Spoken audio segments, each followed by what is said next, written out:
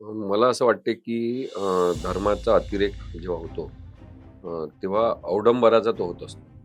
धर्म आपल्या जागी असतो. धर्म हा प्रत्येक धर्म चांगला असतो. परंतु त्याचं अवडंबर जेव्हा माजवलं जाते, दिखावा खूप केला जातो आणि त्या दिखाव्यावरच खर्च करणं म्हणजे धार्मिकता आहे, असं पुढे आणलं जाते.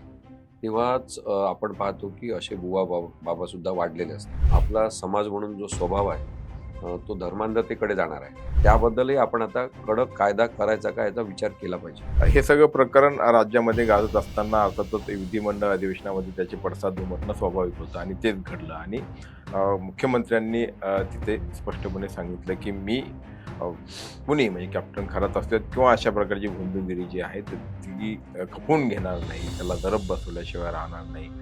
खरोखर शासन या संदर्भात संवेदनशील आहे, गांभीर्याने प्रयत्न करतंय किंवा आणखी काय करायला पाहिजे? अशोक खरात हा एक व्यक्ती नाही, ती प्रवृत्ती आहे असं मला वाटतं. राजकीय नेते ज्यांचा स्वतःच्या कर्तृत्वावर विश्वास नाही, ते लोकं जास्त या बुवाबाजीच्या नादी लागतात. वर्तमान परिस्थितीमध्ये आपण जे आहे ते न पाहता भविष्यात आपण काहीतरी आपोआप कसं होणार याच्यावर अवलंबून राहणारी मानसिकता तयार करणं म्हणजे मानसिक गुलामगिरीच आहे असं म्हणणं आहे काही जणांचं. विवेकाने वागायचं आणि अंधश्रद्धा कोणत्याच पाळायच्या नाही असं म्हटल्याशिवाय वैज्ञानिकता येणार नाही. मानसिक हालत खूप खराब झालेली आहे सगळ्या समाजाची. एवढे पुरोगामी विचार असलेले महात्मा फुले आणि मग त्यांचं नाव घेणाऱ्या चाकणकर मॅडम.